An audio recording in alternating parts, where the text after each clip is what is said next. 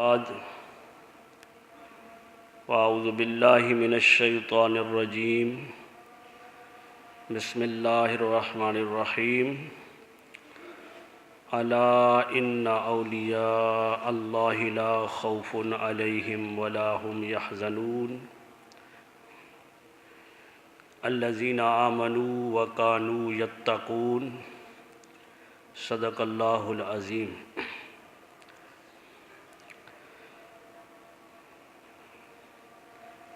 رب اشرح لی صدری ویسر لی امری واحلل عقدۃ من لسانی یفقہوا قولی صلاۃ و سلاما علیک یا سیدی یا رسول اللہ۔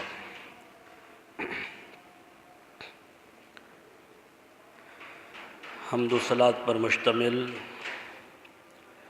مختصر ترین خطبہ کے بعد نہایت ہی واجب الاحترام معزز و محترم سامعین کرام، عزیزان گرامی قدر، اللہ رب العزت کے فضل و کرم سے اور اس کی دی ہوئی توفیق سے بندہ ناچیز نے، حقیر نے، فقیر نے آپ احباب کے سامنے اللہ رب العزت کی مقدس و مطہر کتاب میں سے مقدس آیات کریمہ کو تلاوت کیا ہے۔ دعا گو ہوں کہ اللہ تبارک و تعالی مجھ بندہ ناچیز کو حق اور سچ کہنے کی توفیق عطا فرمائے اور ہمیں عمل کی توفیق عطا فرمائے۔ گزشتہ جمعۃ المبارک پر اس ماہ مقدس کی مناسبت سے شان اولیاء بالخصوص شان پیران پیر دستگیر شیخ عبد القادر جیلانی کے حوالے سے گفتگو ہو رہی تھی،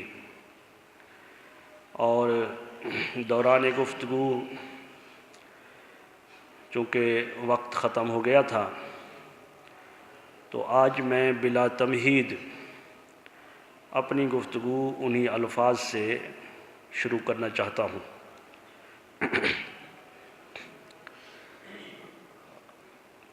شیخ عبد القادر جیلانی رضی اللہ تعالیٰ عنہ نے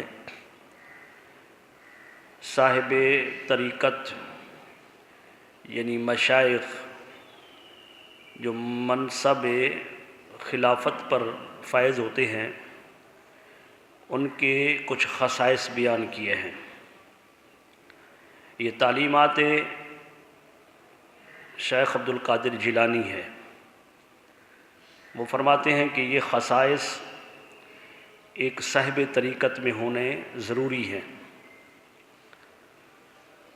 اور اگر یہ خصائص نہ ہوں تو اس کے اندر ان چیزوں کی کمی ہے جو چیزیں نہیں پائی جاتی۔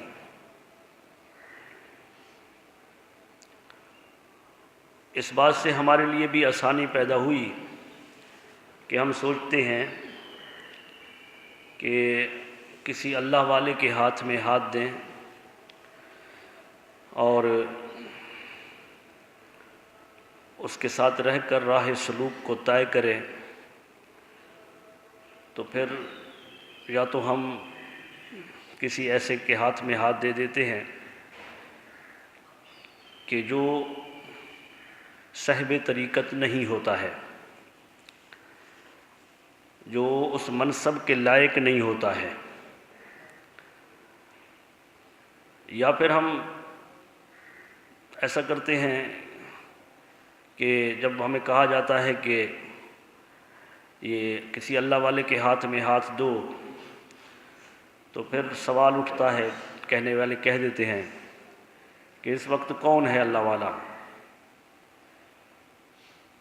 یہ 14ویں صدی کا دور ہے، اس میں تو ساری شعبدہ بازی ہے، حالانکہ حقیقت اس کے برعکس ہے۔ اللہ رب العزت نے بھی اللہ والوں کی علامتیں بتائی ہیں، اللہ کے رسول نے بھی بتائی ہیں، اور اللہ والوں نے بھی بتائی ہیں۔ تو یہ نشانیاں جب ہم پڑھیں گے، سنیں گے، تو پھر اللہ والے کی تلاش کے لیے جب نکلیں گے تو ہمیں ضرور اللہ والا میسر آ جائے گا، مل جائے گا، کیونکہ طلب صادق ہو، طلب سچی ہو، سچے راستے کا بندہ جو ہے وہ متلاشی ہو تو اسے حقیقت مل جاتی ہے۔ اللہ والوں کی کمی نہیں ہے۔ حضور علیہ الصلوۃ والسلام نے فرمایا کہ جب قیامت اس وقت تک قائم نہیں ہوگی جب تک اللہ کا ایک ولی بھی اس دنیا کے اندر باقی ہوگا۔ اس دنیا کے اندر اللہ کا ولی جو ہے وہ اللہ کرنے والا اس دنیا میں باقی ہوگا تو اس وقت تک قیامت قائم نہیں ہوگی، لیکن ہمیں تلاش کرنا ہے۔ تو نشانیاں جو ہیں اللہ رب العزت نے بھی ارشاد فرمائی، میں نے گزشتہ جمعہ پر المبارک پر عرض کی، لیکن اختصار کے ساتھ ایک دو نشانیاں قرآن مجید کے حوالے سے۔ اللہ رب العزت نے ارشاد فرمایا کہ الا ان اولیاء اللہ لا خوف علیہم ولا هم یحزنون، خبردار بے شک اللہ کے جو ولی ہیں انہیں دنیا کے اندر کسی کا خوف نہیں ہے اور آخرت میں وہ غمگین نہیں ہوں گے۔ اب اللہ والے کون ہیں؟ ارشاد فرمایا الذین آمنوا، وہ جو ایمان والے ہیں۔ تو ایمان والا ہی اللہ والا ہو سکتا ہے۔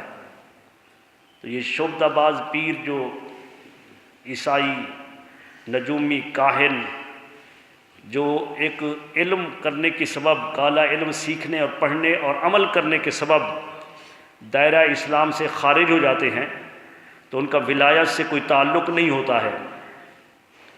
تو پہلی شرط لگائی رب کائنات نے کہ الذین آمنوا، وہ ایمان والے، ایمان والا جو ہے وہ اللہ کا ولی ہو سکتا ہے۔ اور وکانوا یتقون، دوسری شرط یہ لگائی، فرمایا کہ وہ پرہیزگار ہوں گے، متقی، پرہیزگار۔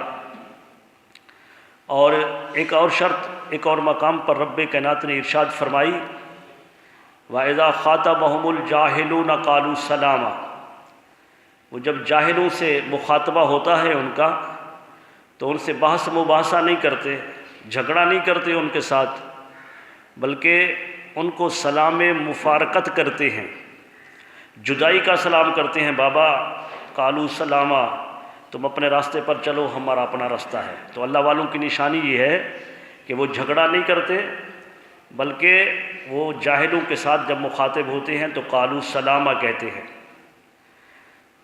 ایک اور نشانی بتائی رب کائنات نے کہ والذین یبیتون لربہم سجدا وقیاما، ان کی راتیں جو ہیں وہ سجدہ کرتے ہوئے اور قیام کرتے ہوئے گزرتی ہیں۔ تو لہذا کہیں ایسا شعبدہ باز پیر ملے کہ جو کہے کہ میری نماز تو کہیں اور ہوتی ہے تو وہ اللہ کا ولی نہیں ہوتا ہے۔ اللہ کے ولی کی علامت یہ ہوتی ہے کہ وہ رات کے وقت قیام اور سجدے کے اندر گزار دیتا ہے۔ اور ایک اور ارشاد فرمائی قرآن مجید میں اسی مقام میں تسلسل بیان کرتے ہوئے کہ اللہ کا ولی جو ہے جھوٹ نہیں بولتا ہے۔ اللہ کا ولی، اس کے دل کے اندر اللہ کا خوف ہوتا ہے، جہنم کا خوف ہوتا ہے۔ بڑے بڑے نعت خوانوں کے زبانی سنتے ہیں کہ اے واعظ ہمیں جہنم سے نہ ڈرا، وہاں وہ تشریف لائیں گے، اس طرح کے کوئی شعر وائر ہوتے ہیں۔ تو جہنم سے خدا نے بھی ڈرایا ہے اور اللہ کے حبیب نے بھی ڈرایا ہے۔ تو سب سے بڑے واعظ حضور علیہ الصلوۃ والسلام ہیں۔ تو اللہ کے ولی کی ایک نشانی یہ بھی بتائی گئی کہ وہ اللہ کا خوف رکھتے ہیں۔ رسول اللہ صلی اللہ علیہ وآلہ وسلم نے بھی علامات بتائیں، ارشاد فرمایا کہ اللہ والے کی یہ علامت یہ ہے کہ جب اس کو دیکھو تو اللہ یاد آ جائے، ان کو دیکھو تو اللہ یاد آ جائے۔ رسول اللہ صلی اللہ علیہ وسلم کا فرمان ہے، چونکہ حضور صلی اللہ علیہ وسلم چونکہ اللہ تبارک و تعالیٰ ان کے خالق ہے، مجھ سے پوچھو تو کہ اللہ والے کی کیا علامت ہے، تو میں یوں عرض کروں گا کہ اللہ والے کی علامت یہ ہے کہ جس سے دیکھ کر اللہ اور اس کا رسول یاد آ جائے، اللہ اس کا رسول یاد، یعنی کہ پوری کی پوری سیرت اور صورت جو ہے وہ اتباع رسول میں گزرے، رسول اللہ صلی اللہ علیہ وآلہ وسلم کی اتباع میں۔ اور اللہ کے حبیب نے فرمایا کہ جسے دیکھو تو اللہ یاد آ جائے، لیکن اللہ تبارک و تعالیٰ صورت سے پاک ہے، اللہ تعالیٰ جسم سے پاک ہے۔ اس نے ایک ہی صورت بنائی ہے جس کا نام نامی اسم گرامی ہے محمد۔ تو رسول اللہ صلی اللہ علیہ وآلہ وسلم کی شکل و صورت، آپ کا اٹھنا بیٹھنا، چلنا پھرنا، اوڑھنا بچھونا، بس جن کا اس طرح کا وتیرہ طریقہ ہو جائے وہ اللہ کا ولی ہے۔ تو میں عرض کر رہا تھا گزشتہ جمعۃ المبارک پر کہ شیخ عبد القادر جیلانی نے بھی تعلیمات دی کہ اللہ والوں کی علامات جو ہے وہ 12 ہیں۔ پہلی 2 علامتیں بتائیں کہ اللہ والے کے اندر 2 خصلتیں اللہ کی ہوں۔ اللہ تبارک و تعالیٰ کی بھی عادات مبارک ہے۔ اللہ تبارک و تعالیٰ جبار ہے، قہار ہے، ستار ہے، غفار ہے، رحیم ہے، کریم ہے۔ یہ 99 نام جو صفاتی اور اس سے کہیں زیادہ ہیں جو کتابوں میں ہمیں ملتے ہیں، تو یہ نام جو ہے یہ اللہ تبارک و تعالیٰ کی صفاتی نام، تو ان میں سے 2 صفتیں ہیں ستار اور غفار۔ تو شیخ عبد القادر جیلانی رضی اللہ تعالیٰ عنہ نے فرمایا کہ جو مسند خلافت پر متمکن ہوتا ہے اس کے اندر 12 چیزوں کا ہونا ضروری ہے، 12 خصائص کا ہونا ضروری ہے، 12 صفتوں کا ہونا ضروری ہے۔ تو ان 12 میں سے 2 صفتیں اللہ والی ہوں، یعنی وہ بندہ اللہ تبارک و تعالیٰ کی 2 صفتوں کا مظہر ہو۔ ایک یہ کہ صفت ستاری کا مظہر ہو، دوسرا یہ کہ صفت غفاری کا مظہر ہو۔ وہ ستار ہو یعنی پردہ پوشی کرنے والا ہو۔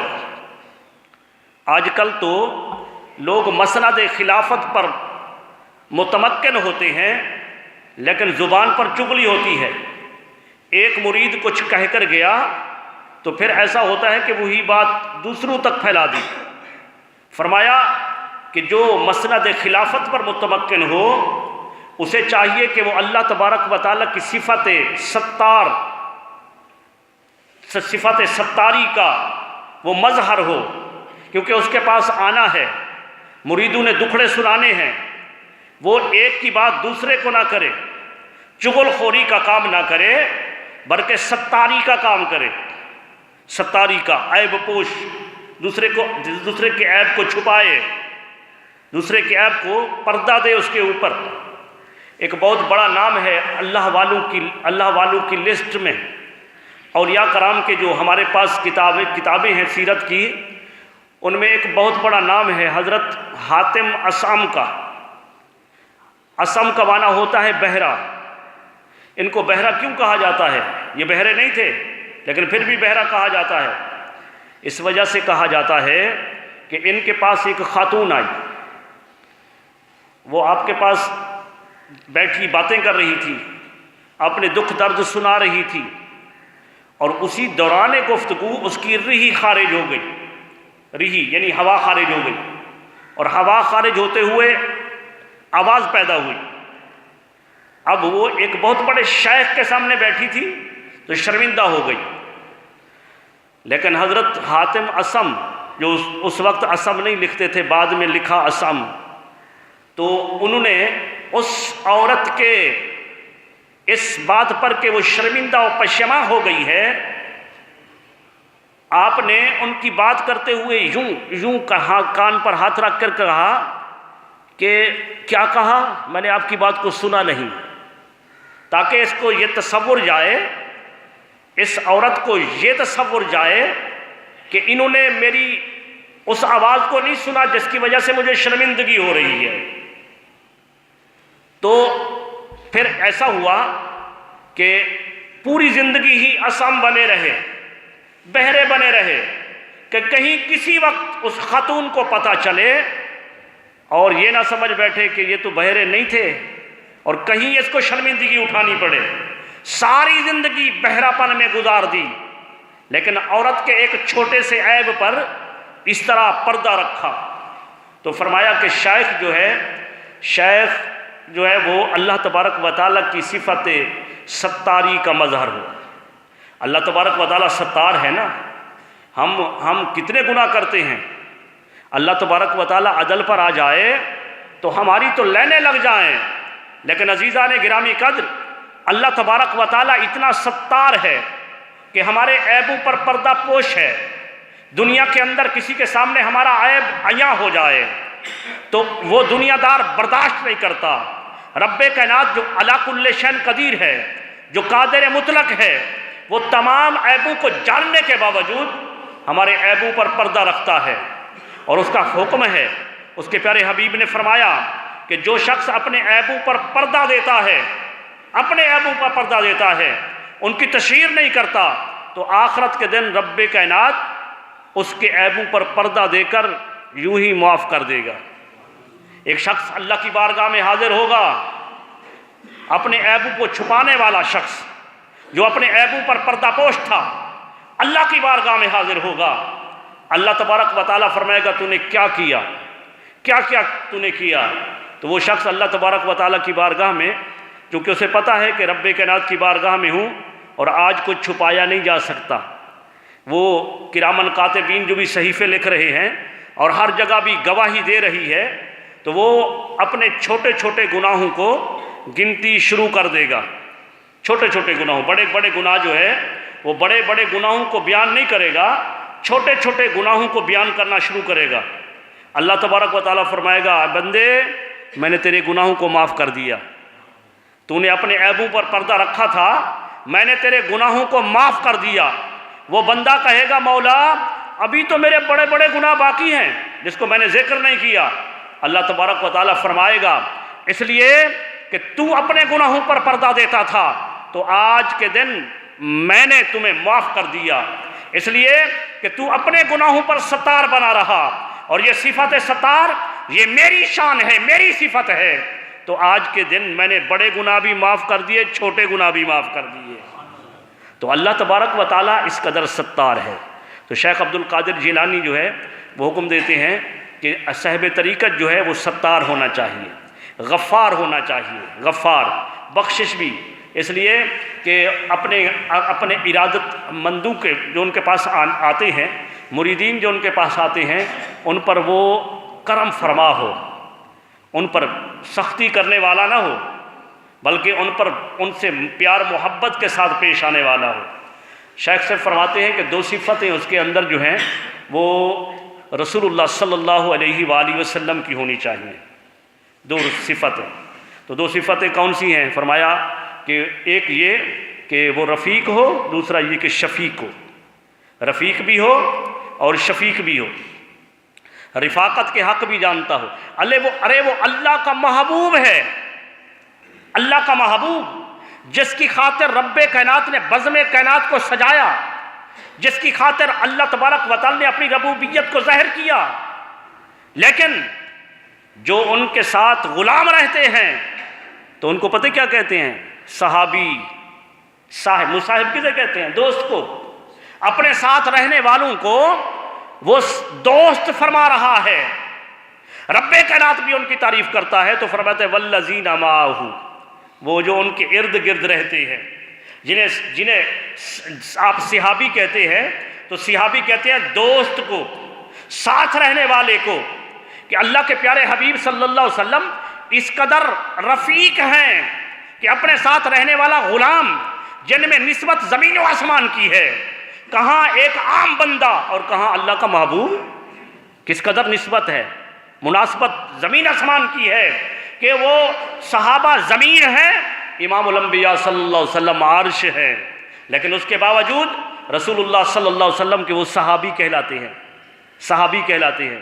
تو فرمایا کہ صاحب طریقت کے اندر جو ہے رفیق ہونے کا رفیق، وہ اپنے عقیدت مندوں، اپنے ارادت مندوں، اپنے مریدوں پر اس قدر رفیق ہو کہ اس کے ساتھ جو ہے وہ گھل مل جائیں اور اس سے خفت محسوس نہ کریں، خفت محسوس نہ کریں۔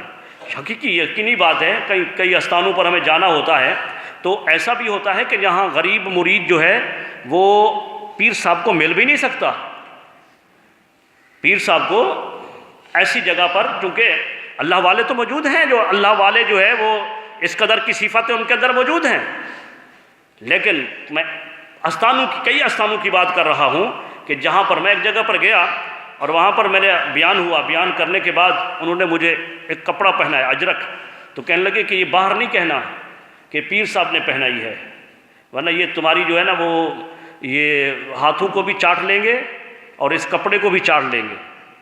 وجہ کیا ہے کہ وہ پیر صاحب جو ہیں وہ مرید ان کو مل بھی نہیں سکتے۔ تو فرمایا، شیخ عبد القادر جیلانی کی تعلیمات بیان کر رہا ہوں، فرمایا کہ صاحب طریقت کا یہ عمل ہو کہ اپنے مریدوں کے ساتھ رفیق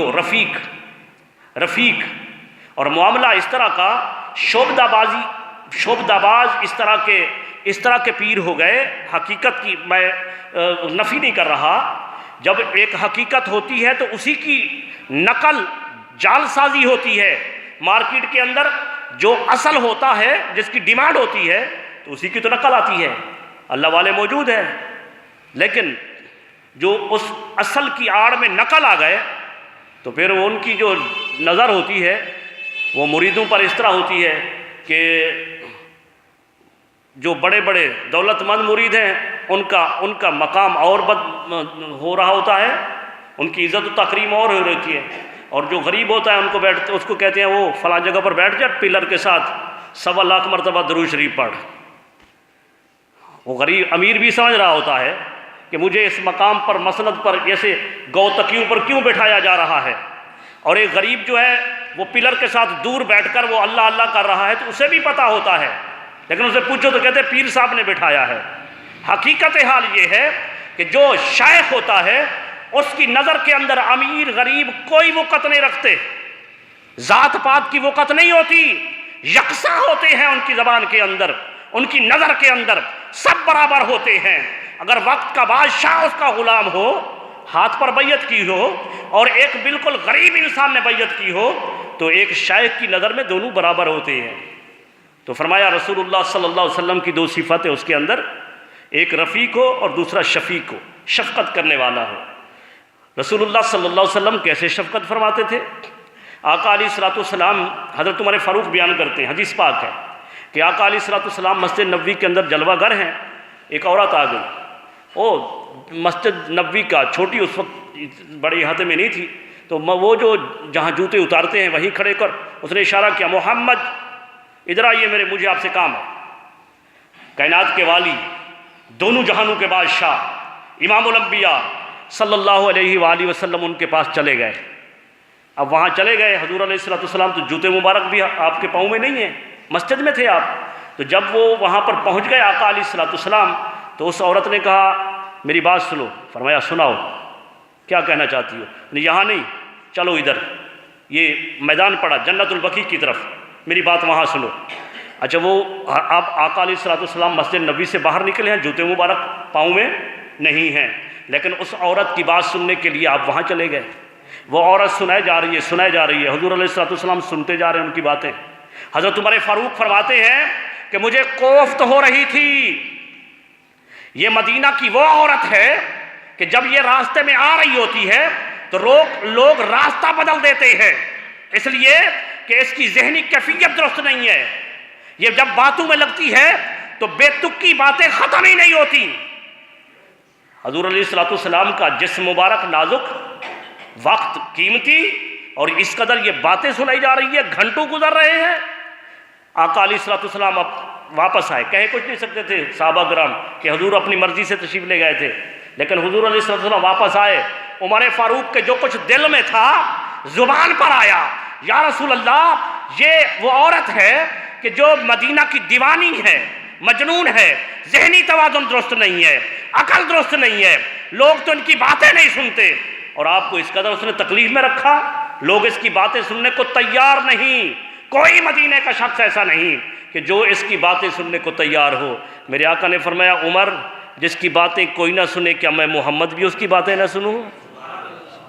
یہ حضور علیہ الصلوۃ والسلام کی شفقت، آقا علیہ الصلوۃ والسلام کی محبت، کہ آقا علیہ الصلوۃ والسلام اپنے امتیوں کے ساتھ کس قدر محبت فرماتے تھے۔ ایسے شفیق تھے کہ رسول اللہ صلی اللہ علیہ وآلہ وسلم چونکہ وہ ہنستے دل کے اندر، ہنستے لبوں کے اندر غم بھی ہوتے ہیں نا، تو آقا علیہ الصلوۃ والسلام کی بارگاہ میں، بلکہ سیدنا ابو ہریرہ رضی اللہ تعالی عنہ بھوک لگی تھی، صحابہ کرام کے اندر 70 اصحاب صفہ موجود تھے۔ حضرت ابو ہریرہ نے، ہر کوئی ہاتھ نہیں پھیلاتا ہے، ہاتھ جو ہے ہر کسی کام نہیں ہوتا کہ ہاتھ پھیلائے، پیشہ ور بھکاری جو ہیں وہ اپنے مختلف الفاظ بھی گھاڑ لیتے ہیں، مختلف طریقہ بھی اختیار کرتے ہیں، لیکن جو ضرورت مند ہوتا ہے اور وہ سفید پوش ہوتا ہے تو وہ کسی ہر ہاتھ نہیں پھیلاتا ہے۔ ابو ہریرہ کو بھوک لگی تھی، کتنے دن سے بھوکے تھے۔ آپ فرماتے ہیں مجھے چاہا کہ میں باہر نکلوں اور میں جا کر کوئی باہر ہوں گا تو باہر جب کھڑا ہوں گا تو مجھے کوئی کھانا وانا مل جائے گا۔ میں جب باہر گیا تو سیدنا ابو بکر صدیق رضی اللہ تعالیٰ عنہ تشریف لائے۔ اب سوال تو نہیں کر سکتے تھے نا، تو اب سیدنا ابو بکر صدیق کی بارگاہ میں عرض کی، اے ابو بکر یہ قرآن کی آیت ہے، مجھے اس کا تھوڑا ترجمہ بتا دیں، اس کا شان نزول بتا دیں۔ حالانکہ جانتے تھے لیکن بہانہ تھا ایک، انہوں نے اس کا آیت کا ترجمہ بتایا، مفہوم بتایا اور پھر چلے گئے۔ حضرت ابو ہریرہ پھر میرا مسئلہ تو حل نہ ہوا، میں تو یہ جب سوال کروں گا تو پوچھیں گے ابو ہریرہ کھانا کھانا ہے، تو میں کہوں گا یار ہاں میں نے کھانا کھانا ہے، لیکن میں چونکہ پوچھا انہوں نے بتا دیا، چلے گئے۔ اس کے بعد جو ہے عمر فاروق آ گئے رضی اللہ تعالیٰ عنہ، تو ان سے بھی یہی میں نے پوچھا قرآن کی آیت کے متعلق، انہوں نے بھی قرآن مجید کی اس آیت کے متعلق ترجمہ اور مفہوم بتایا اور چل دیے۔ میں نے کہا اب بھی میرا مسئلہ حل نہ ہوا۔ اتنا دیر میں مرشد دل و جان امام الانبیاء تشریف لے آئے، آقا علیہ الصلوۃ والسلام تشریف لے آئے۔ اب حضور علیہ الصلوۃ والسلام کی بارگاہ میں بھی ایک آیت کو لے کر پیش کیا، یا رسول اللہ یہ آیت اس کا ترجمہ کیا ہے؟ فرمایا ابو ہریرہ بھوک لگی ہے۔ کیا کہ فرما رہے ہیں؟ حضور علیہ الصلوۃ والسلام کی بارگاہ میں سوال کر رہے ہیں قرآن کی آیت کا، اور ادھر شفیق و مشفق رسول امام الانبیاء صلی اللہ علیہ وآلہ وسلم، دلوں کے رازوں کو جاننے والا نبی، اللہ تبارک و تعالیٰ نے جنہیں کروڑوں عظمتیں عطا کی ہیں، ان سے سوال کیا جا رہا ہے قرآن کی آیت کا، جواب دے رہے ہیں امام الانبیاء ابو ہریرہ بھوک لگی ہے، چلو میرے ساتھ۔ کہتے ہیں میرا مسئلہ حل ہو گیا۔ میں نے کہا بس چلے، لیکن جو ہی آقا علیہ الصلوۃ والسلام کے دولت خانے میں پہنچے تو حضور علیہ الصلوۃ والسلام نے اپنے دولت خانے سے ایک پیالہ لے کر آئے، دودھ کا لبالب بھرا ہوا تھا۔ تو میں نے کہا کہ اب میری جو بھوک کی شدت ہے ختم ہو جائے گی، میں دودھ پیوں گا، لیکن حضور علیہ الصلوۃ والسلام جو ہی لے کر آئے فرمایا ابو ہریرہ وہ تمہارے ساتھی جو صفہ کے اندر ہیں وہ تو بھوکے ہوں گے، جاؤ ان کو لے کر آؤ۔ اب میں سوچتا جا رہا ہوں کہ یار ایک تو پیالہ ہے، اب 70 آ جائیں گے تو ایک ایک گھونٹ بھی نہیں آئے گا، 70 آ جائیں گے، جب 70 بندہ وہاں موجود ہے، جب وہ آئیں گے تو سب کو ایک ایک گھونٹ آئے گا، تو پھر بھوک تو بہت شدت اختیار کر چکی ہے۔ لیکن ان کو بلا کر لے آیا، حضور کا فرمان تھا، بلا کر لے آیا، اور حضور علیہ الصلوۃ والسلام نے وہ داہنی طرف سب سے پہلے جو صحابی بیٹھا تھا، حضور صلی اللہ علیہ وسلم نے وہ پیالہ اٹھا کر ان کو دیا۔ ابو ہریرہ فرماتا ہے میں سوچ رہا تھا بس یہ تو ایک آدمی کا پینے کا سامان ہے، پیالہ ہے بس، لیکن جب اس نے پیا تو جب اس نے چھوڑا نیچے رکھا تو وہ ویسا ہی تھا جیسے اٹھایا تھا۔ میرے دل کے اندر ڈھارس بندھ گئی، میں نے سوچ لیا ابو ہریرہ پیالہ تو ایک ہے، لیکن اس پیالے کے اندر جو دودھ ہے اس کا تعلق حوض کوثر کے ساتھ ہو گیا ہے، حوض کوثر کے ساتھ ہو گیا ہے۔ اب یہ پیالہ ختم ہونے والا نہیں ہے۔ وہ یکے بعد دیگرے 70 آدمیوں کے پاس گیا، آخر میں ابو ہریرہ الٹی طرف بیٹھے تھے، آخر میں وہ پیالہ آیا، اسی طرح بھرا ہوا تھا جیسے پہلے آدمی کو دیا تھا۔ فرمایا ابو ہریرہ پیو، میں نے پی لیا، پھر رکھا۔ فرمایا اور پیو، میں نے پھر پیا۔ فرمایا ابو ہریرہ اور پیو، میں نے تیسری دفعہ پیا۔ اب حضور نے چوتھی دفعہ بھی فرمایا ابو ہریرہ اور پیو. میں نے عرض یا رسول اللہ اب تو سیر ہو گیا ہوں, گنجائش نہیں رہی, اب گنجائش نہیں رہی. اب یہ حدیث پاک سنی نا کہ وہ ایک پیا, پھر آخر میں حضور علیہ الصلوۃ والسلام نے خود تناول کیا. حدیث پاک میں آخر میں خود تناول کیا. وہ ہمارے مشائخ فرماتے ہیں, اساتذہ کرام فرماتے ہیں, اس حدیث کو بیان کرتے ہوئے فرماتے ہیں ارے یہ حدیث بیان کرتے ہوئے یہ حظ اور مزہ لیتے ہو کہ پیالہ ایک تھا 70 کو پورا ہو گیا, لیکن کبھی یہ سوچا اپنی طبیعت کے اندر نفرت لانے والوں, ایک دوسرے کے ساتھ نفرت کرنے والوں, جھوٹے سے نفرت کرنے والوں, کبھی یہ بھی سوچا کہ حضور علیہ السلام نے آخر میں وہ سب 70 کا جھوٹا پیا. آخر میں 70 کے جھوٹوں کو, جھوٹا جو تھا 70 نے پیا اس پیالے سے, تو آخر میں امام الانبیاء صلی اللہ علیہ وآلہ وسلم نے اس کو نوش فرمایا. تو بات پوری حدیث میں نے بیان کر دی. کہنے کا مقصد یہ تھا کہ رسول اللہ صلی اللہ علیہ وسلم اپنی امت پر اس قدر شفیق ہیں. شیخ صاحب فرماتے ہیں, شیخ عبد القادر جیلانی, کہ 2 صفتیں اس کے اندر جو ہے وہ صدیق اکبر والی ہونی چاہیے. کون کون سی 2 صفتیں؟ کہ شیخ جو ہو وہ صادق بھی ہو اور مصدق بھی ہو. صادق اور مصدق. سیدنا ابو بکر صدیق سے صادق اور کون ہو سکتا ہے؟ جس نے والذی جاء بالصدق, وہ جو سچائی لے کر آیا, وصدق بہ, اور جس نے اس کی تصدیق کی, اولئک ھم المتقون, یہی تو تقوی والے ہیں. یہ قرآن مجید فرما رہا ہے. فرمایا کہ ابو بکر صدیق والی صداقت ہو, صفتیں ہوں. یہ صادق ہو خود, قرآن مجید نے بھی بیان کیا کہ اللہ کا ولی سچا ہوتا ہے. حضور علیہ السلام سے پوچھا گیا یا رسول اللہ کیا مومن جو ہوتا ہے وہ بزدل ہوتا ہے؟ فرمایا نہیں, مومن بزدل نہیں ہوتا. ہاں کبھی کبھار بزدلی اس سے ہو جاتی ہے, ہو سکتا ہے کہ مومن بزدلی کر جائے. عرض کی یا رسول اللہ کیا مومن کنجوس بھی ہوتا ہے؟ فرمایا نہیں. میرے آقا نے فرمایا مومن کنجوس نہیں ہوتا, لیکن ہو سکتا ہے کبھی کنجوسی کر دے. مومن کے اندر کنجوسی ہو سکتی ہے. تو عرض کی یا رسول اللہ کیا مومن جھوٹا بھی ہوتا ہے؟ میرے آقا نے 3 دفعہ فرمایا واللہ, اللہ کی قسم, مومن جھوٹا نہیں ہوتا ہے, مومن جھوٹا نہیں ہوتا ہے. تو فرمایا کہ جو شائخ ہو اس کے اندر صفت صدیق ہو, وہ سچ بولنے والا ہو. ایسا سچ بولنے والا کہ اگر ابو جہل بھی ابو بکر صدیق کے گھر آئے اور ابو بکر صدیق نے کچھ نہ سنا ہو, ابو جہل آ کر کہے کہ تمہارے یہ بتاؤ کہ ایک شخص نے دعویٰ کیا ہے کہ رات کے میں تھوڑے سے حصے میں بیت المقدس گیا ہوں, وہاں سے آسمانوں پر گیا ہوں, پھر عرش پر اور فوق العرش گیا ہوں, اور پھر رات کے تھوڑے سے حصے واپس بھی آ گیا ہوں, تو کیا اس کی بات کو مانو گے؟ ابو بکر صدیق کی صداقت پر قربان جائیں. فرمایا یہ بتاؤ کہ یہ کہا کس نے ہے؟ انہوں نے کہا تمہارے نبی